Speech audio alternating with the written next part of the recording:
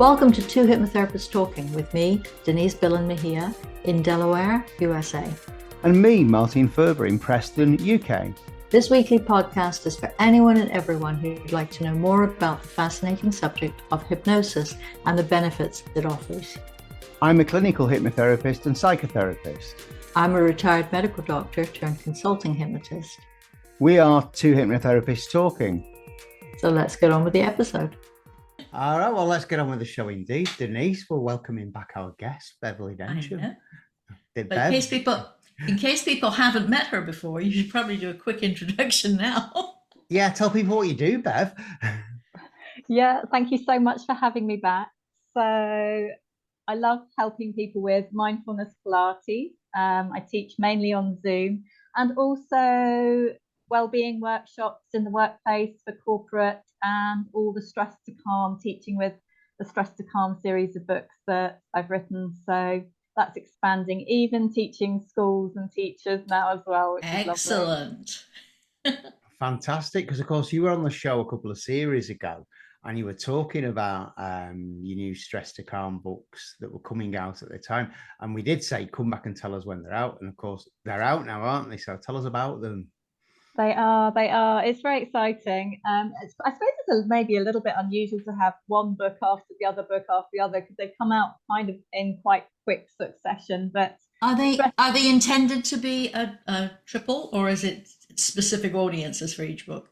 Yes, so specific. So the Stress to Calm series. Here they are. I'm holding them in my hand. So the first one that came out was Stress to Calm in 7 Minutes for Lawyers. This is a beautiful turquoise cover.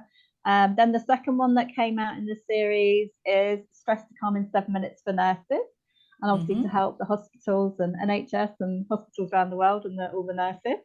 And then the third one that came out so far in the series is Stress to Calm in 7 Minutes for Teachers, is the latest one that came out this year.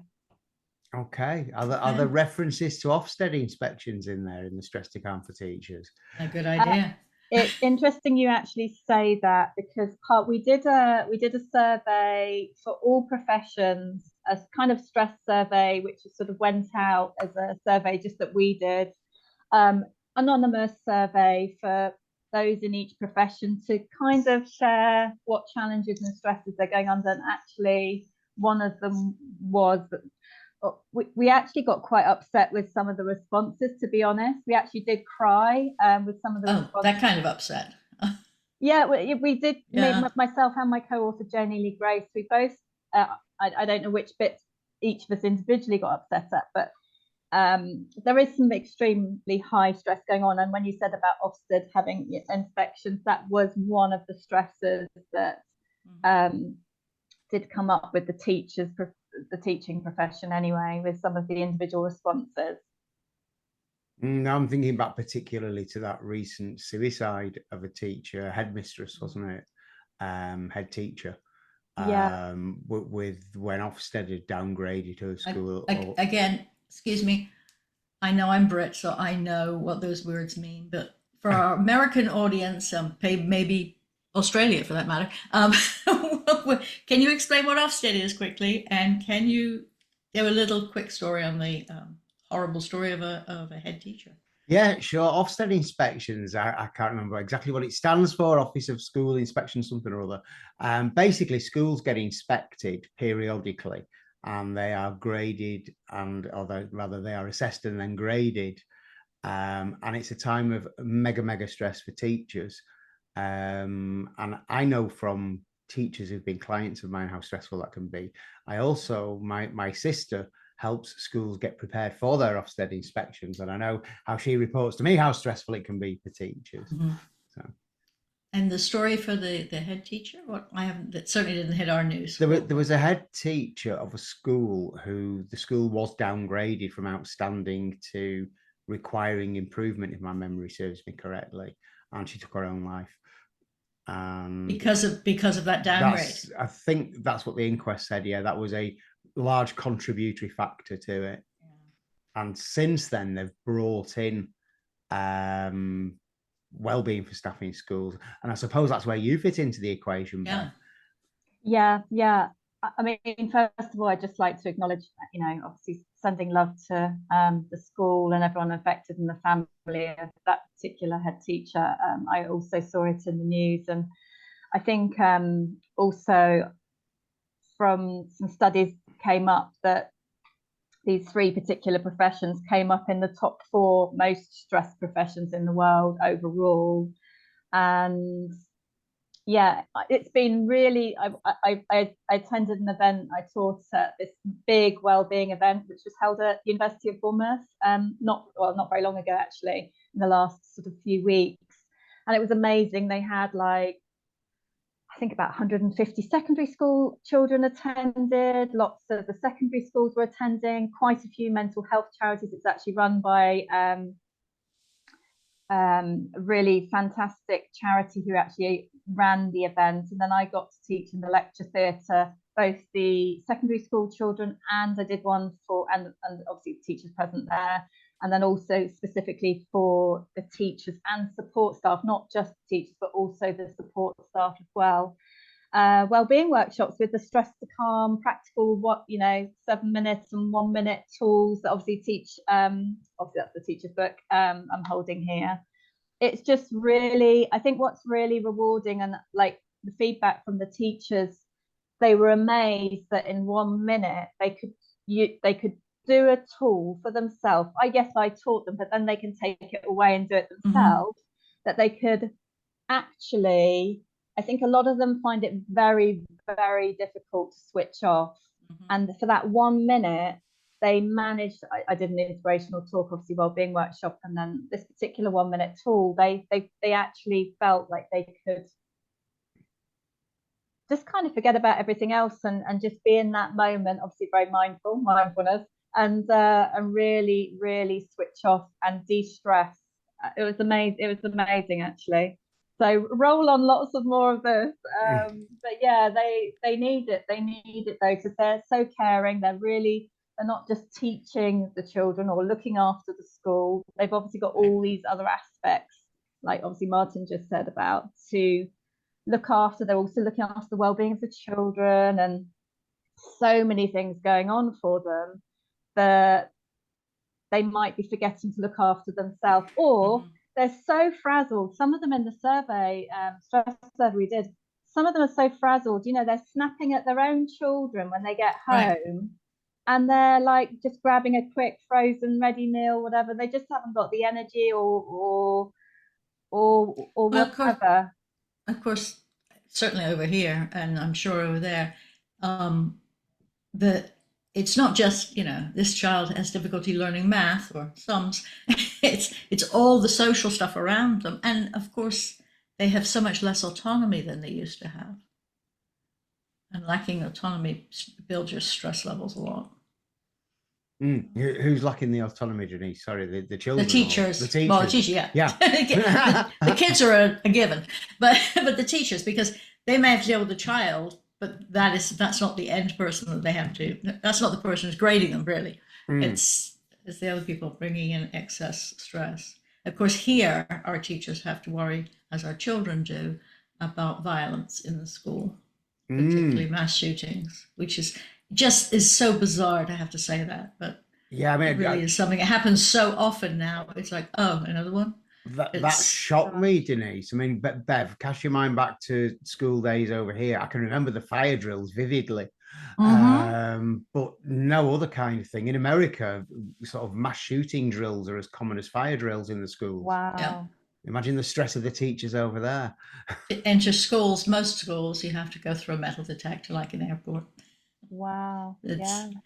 So they've on top of all the educational parts of it and the stress of dealing with helping children achieve their potential and their own career paths and dealing with their own families, there's also the possibility of lethal outcome from just going to work in the morning. Wow. So just thinking about this then, Bev, what brought teachers to your attention? Was it, like you say, just from doing this research, or did you have a lot of teachers as clients? Well, no to the second question there, as in teachers as clients. I think I might have mentioned before that I started off by teaching a very stressed lawyer who was personally and professionally stressed, and she did actually end up writing the foreword to our book. And it didn't take very much. She only needed like a little one-to-one program with me. I taught her the tools, and then she just kind of needed maintenance, because it's like brushing our teeth. We still need to keep using the tools. And obviously, if you actually see a teacher or like a hypnotherapist like yourself, then obviously you're accountable and you practice properly, and then you're more motivated to go and continue to practice. So that kind of set it off. But it was actually our publisher said, who did I want to help? And I've always wanted to help schools, teachers, support staff and children more. I had already been teaching families and children from the Mindfulness Pilates side of things, and I've been adding in more and more of the kind of practical stress to calm teaching within that, or I've been teaching it as standalone. And I realized I just really wanted to help them as well, equally the nurses. I mean you could, so there were different sorts of areas I wanted to teach sort of help in, and they were like, well, no, let's not just do one book, let's make it more tailored and specific to each book that you're writing, and actually research, not just research on the tools and bringing the science and research in behind each tool, whether that's meditation or whether that's journaling or whichever tool it might be, but also research within that profession as well, so to make it more specific, and then having a deeper understanding of what is actually going on, as a bigger picture with a stress survey, so that the book can really speak to them properly, what I mean, rather than it's just a general book for everybody. Do you have more in the series down the road? Yes, the answer is yes. The next one is top secret. I have to say, when you get inspiration in and you must do something about it. It's one of those things. Our publisher already really loves the next idea of the next book, but we haven't. It's a completely different audience. We haven't researched it yet. We haven't done anything with it, but it has been popping in my mind all year long, probably a few times a week, and I haven't done anything about it yet. I'm just curious, knowing how I agonize over the simplest sales page or blog or email to people. How long does it take you start to finish one of your books? Well, it's taken about 1.5 years for these 3 books, but then you could say a lifetime. The time before the 1.5 years of writing to implementation, prior to that, there was probably I've probably been testing and trialing some of the new tools that are created. I've been trialing and sort of testing them out with my regular clients, and then of course you've got all that lifetime. It's actually my work's 26th birthday this month, so, and then of course you've got all your education behind prior to that as well. So it takes different amounts of time. So we've been on a bit more. We've got a bit quicker at it, but well, obviously some things are the same no matter which book you're doing. You're still going to make an outline. You're still going to all this. Get your grammar checked. Yeah. I'm just wondering when your next one's going to be out. When can we expect you back again to talk about this next one that's so top secret? Wow, yeah, it is top secret. Yeah, I'm very excited about it because there's more people I like to help. So you've got to obviously spend a little bit of time talking about your current ones. But no, I really do feel I'm going to get in touch with my my co-author Janie and publisher, and start getting things in motion, I think. So I don't know when exactly, what timeline, because sometimes with publishers you're working, like you might finish actually writing the thing and it doesn't come out till a year later, but with our books they came out actually quite quickly. So this latest one, how different is it? This is teachers. How different is it from the one that's aimed at lawyers? Because they're both stressful jobs for different reasons. Yeah, the tools are the same. The actual practical 1-minute tools and the 7 minutes, they are the same. Otherwise it's different because there has to be different. There's, it's different. The research which is going on in each profession, it's it's, you know, that side of things is all different, and writing and this, and obviously with the law profession, there's lots of different types of lawyers as well. That makes a very big difference as well to what's going on with them. So family lawyers in particular, it's a lot tougher. I'd say it's more like they'll need many of their clients need to be booking in with therapists, for example, because they're going through trauma or domestic abuse, or, you know, but equally they're just plain divorce with children in the middle. Yeah, but and of course some of that's, you know, different levels of stressful, traumatic, but they're also they're obviously dealing with that, so they've got kind of a different level. Or I'm trying to think of some of the other lawyers. Anyway, there's so many different types, but what I'm trying to say is, yeah, we're sort of writing to them, so it's just been really nice to start teaching with the book, and so that's kind of the main differences, really. Yeah. Can people only buy it from yourself and the publisher, or is it available on Amazon and other places? It's very much Amazon, international, Kindle, you know, all good bookshops, Waterstones, Foyles, any independent bookshops. Is Foyles still around? Yes, it is. Yeah, very much. Just whether it's London Waterloo or wherever they're all based. Oh, is that a southern thing? I've never heard of them. Foyles was a real flagship in London. My sister worked there right after college. Oh wow! Oh, really? She's a teacher. It took a year to find a job. It was just of where she wanted to be. She was in London, and so she loved working there. It was fun. There are books everywhere. But then I sort of heard, oh, it's going away. So I'm glad to hear there were new ones. We have a similar, very well-known shop in New York, the Strand, that they almost went under during COVID, and their patrons rallied to keep it going. There is hope for authors. There are people who like books. Yeah, people really do, don't they? Something that's been really rewarding this year as well. I've started teaching at schools, like here in the UK, they're called like inset days or staff training days. Yeah, in-service days. So they're bringing me in to do the wellbeing stress to calm workshops for the staff and teachers. I think the biggest school I've worked with so far is one in London, and I've actually worked with them virtually as well, like on Teams. They have seemed to work on Teams rather than Zoom schools, but there's a school of like 190 in the staff, so 100 teachers, 90 support staff were all invited to the workshop, and they zoomed me in. Oh wow! Yeah, I found that with schools and local authorities, they're on Teams rather than Zoom. I found that over here. Yeah. So I'm just thinking though, Bev, with all these sort of wellbeing workshops and that kind of thing you're doing, people read the book. When people read your book, are there invitations there to join your live online classes as well? Because as you say, it's, you know, you can teach people these techniques and things, but then it's, you know, keeping them on top of it, keeping them motivated and what have you.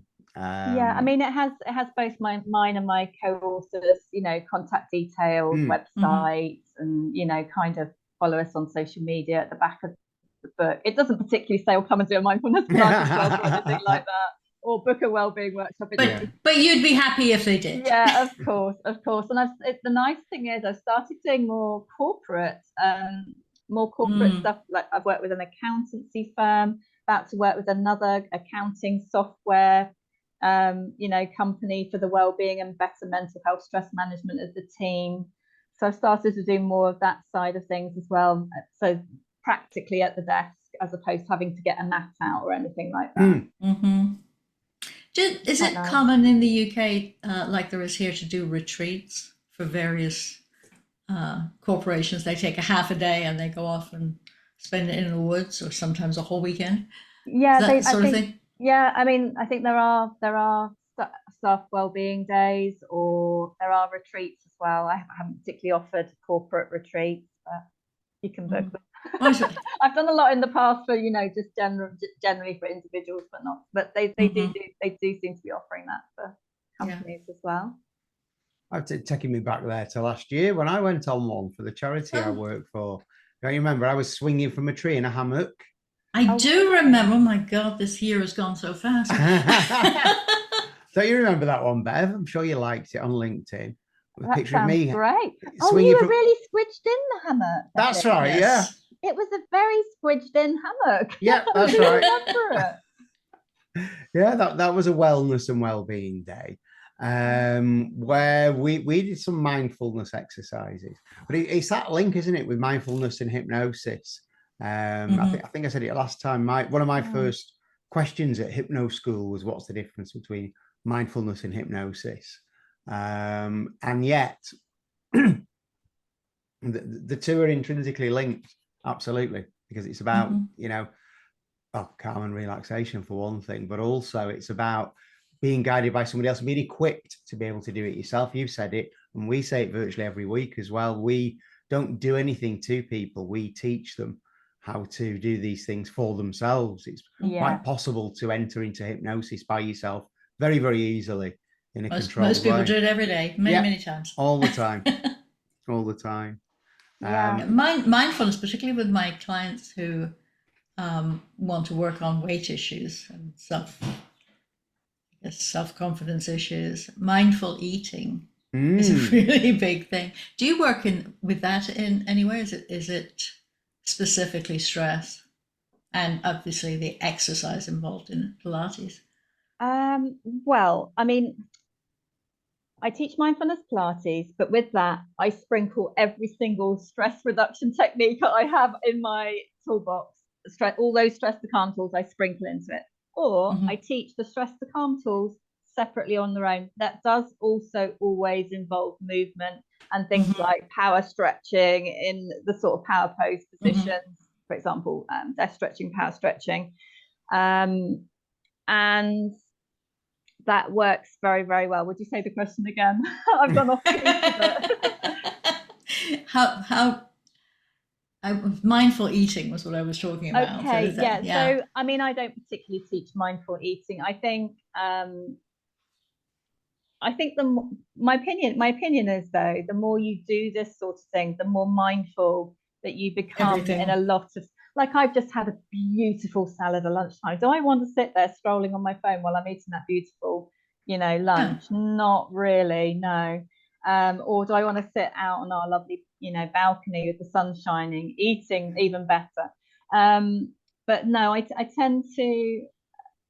Some people, actually, it's a whole thing that they're teaching, isn't it, with mindful eating and everything. But there are sort of 7 main areas, and one of them actually does encompass the whole of life and work. So the first one that I teach quite a lot of is, of course, breathing and meditation. Positive affirmations is the second one. Third one is stretching, good posture, stretching for the neck and the shoulders, and neck stretching, and stretches also for the back. All the sort of the power stretching I've talked about is number 4. Number 5 is one of my favorite things to teach in the whole world. It's called the happy exercise, and it encompasses good posture, sitting or standing, breathing and relaxation. It encompasses a positive affirmation, and it encompasses high power pose of punching the arms in the air. And number 4, a part of that, is smiling. And I love teaching the science of smiling. It's one of my favorite things to do in the world. This is akin to laughing yoga? No, it's not actually. It's purely smiling. Oh, okay. It's purely smiling. And I bring in the research of when Amy Cuddy, psychologist, and the studies that they did and created, doing a stressful task, half the participants had to have like a straight face during the stressful task, and the other half had to have a pencil between their teeth, which is faking a smile. And it puts the person physiologically and into their mental health state a much better state, because the outcome is they are coming out of the stressful task feeling pretty good, feeling happier, feeling less stressed, because they faked and forced a smile. So I love teaching a bit of this, and we go into more depth on each of those tools. In the book, we go into even much more depth of the benefits of smiling, for example. And it puts you into that state. You don't have to have just won a running race. You don't have to have just gone across the marathon race and you've gone across the line, or a 100-meter sprint and you've won the race. So you may have I got up this morning. Yeah, but you're feeling that elation, and you're putting yourself, by doing those 4 things in the happy exercise, which I created and I was trying out with all my clients all those years. I'm piecing some different bits together, and then looking up the science and the research on it all. It's amazing how you can take yourself from stress, if you are stressed, to calm or calmer, more relaxed, but then empowered and more confident and more successful and more happy and more motivated. One thing I have noticed as well with that is that there isn't any research on this yet. Maybe I will get a study going on it in the future, but a lot of people are finding there's a boost in energy levels. But there's no research on that though. Probably. Yeah. And there's certainly a boost in my energy level just from sunshine, which makes me smile. Yeah. It's funny you're talking about smiling, Bev. I talk about this quite frequently with my clients as well. And this is where, even though our disciplines are different between yourself and what Denise and I do, a lot of the principles we use are the same. And a lot of what we call in hypnosis the pre-talk, when we're giving support and information to people, is very, very similar to what you do. And I call it reverse engineering a smile. If you force yourself to smile, I sort of give this analogy of you're forcing it backwards neurologically to where a smile would normally come from. Because, of course, when something makes us smile, we don't think about it first, do we? It happens subconsciously. If somebody appears in front of you, you smile. Unless it's some idiot on the street. Oh, come on, honey, smile. That has some different effect on me. But if you are intending to smile, and it certainly will make you feel a lot better. And he uses fewer muscles, as we all know. Frowns are much worse. I was wondering, actually, while you were speaking, though, and I don't know if there's been any research on it. You know how if people are very uncomfortable having a nervous laugh, there's a tendency. It's from animal studies. We know there's a sort of like, don't hurt me. I wonder how that affects things. Well, any smiling, according to this study, is helping with mental health and happiness and reducing stress levels. So maybe it helps them to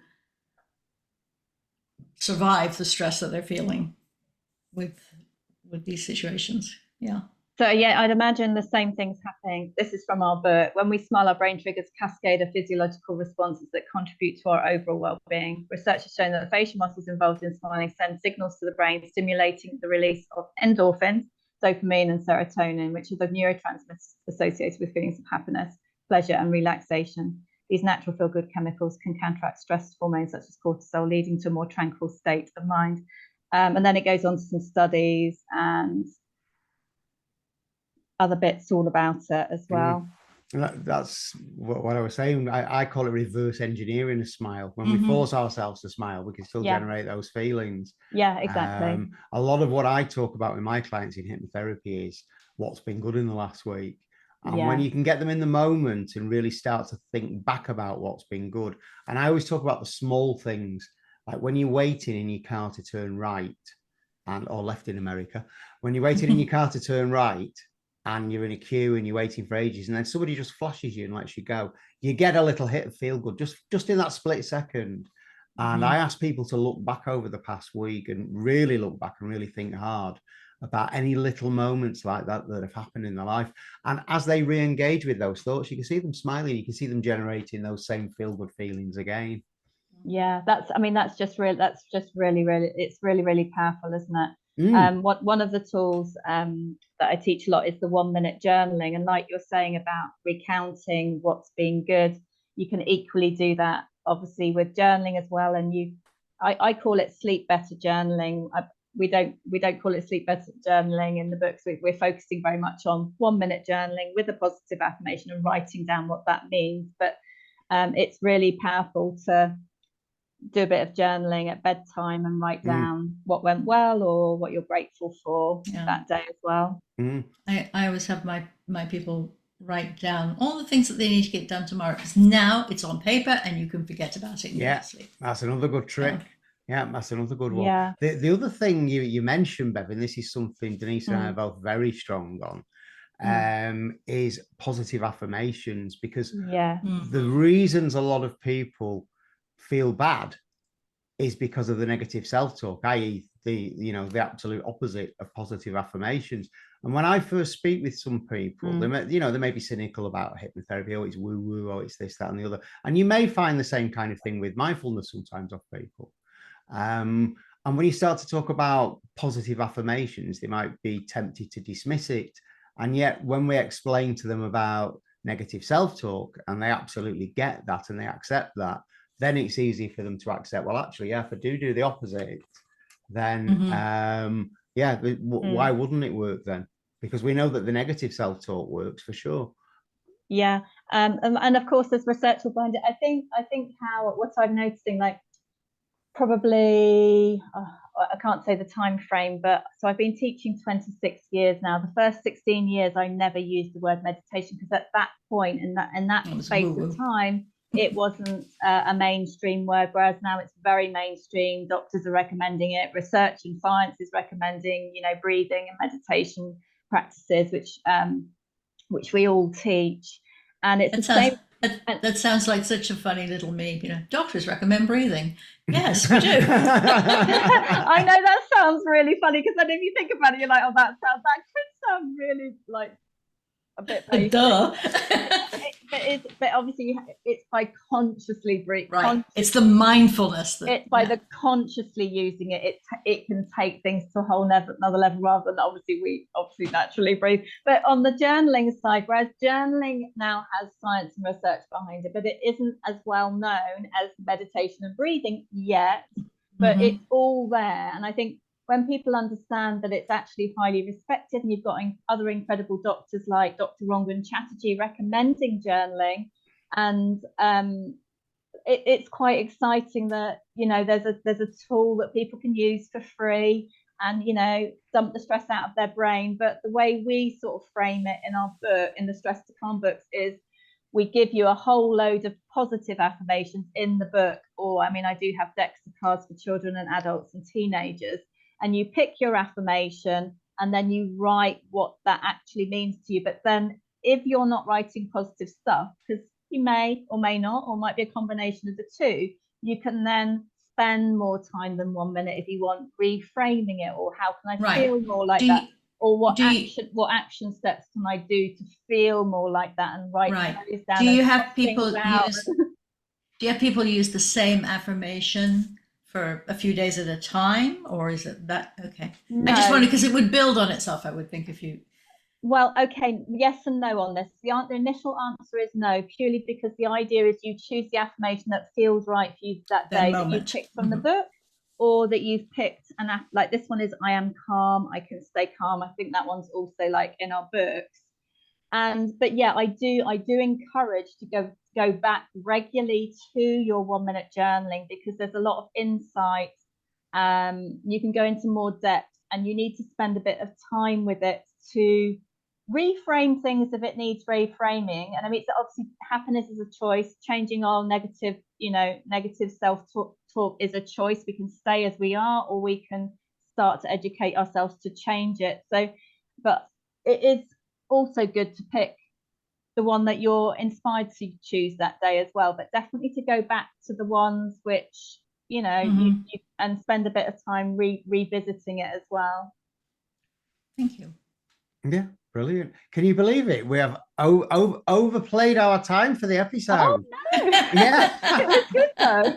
Yeah, but Bev, before you go, because this is the last show of the series as well, and you're the final guest on this series, we're going to tell people how to get in touch with you in the show notes, but do you just want to explain just one more time to people what your books are about and a little bit about what you do? Yeah, and hold each one up as you do it. Yeah, I will. So I'm a mindfulness Pilates teacher. So I do teach classes on Zoom. So it doesn't matter where you are in the world. You can either do a one-to-one program with me, or you can come and do a class. I've got over 9 a week, right from beginners to advanced. And then I do, of course, teach the wellbeing workshops, either for an individual or for corporate companies worldwide on Zoom, and of course for teachers and schools as well. And then the books, we've got 3 in the series so far. So the first one is Stress to Calm in 7 Minutes for Lawyers. That's paperback and Kindle, available obviously anywhere. And then we've got Stress to Calm in 7 Minutes for the nurses. And it's very exciting. I must just tell you, the nurses one and the teachers one have been one of the most gifted books for nurses on Amazon. Oh, wow. It's been in the top 100 bestsellers. In fact, I think it got to number 1 and 2 as its highest so far. And then the Stress to Calm in 7 Minutes for Teachers also has been one of the most gifted big books for teachers this year, and the teachers kind of bit on the bestsellers on Amazon as well. Yeah, you might get a lot of the students buying them for the teachers for end of term gifts and that kind of thing. Yeah, that's been happening, or somebody's just got a friend who's a teacher or nurse, and they've been gifting the book, or their child's at school and they've been gifting them for the teachers. It's been really lovely. Oh, fantastic. Well, it'll be series 6 or 7 when you do the big reveal on this next top secret one you're doing, but you must come back and join us then. That'd be lovely. Thank you so much for coming back on. And Denise, just let us know privately when you actually do know what the topic is. We won't tell anybody, but I will. Denise, we'll be catching everybody on the next series, because for now it's bye-bye to everybody until the next series. That's right. Yes, because we gave our bonus earlier in the season. Okay, so we'll see you in a few weeks, people. We will.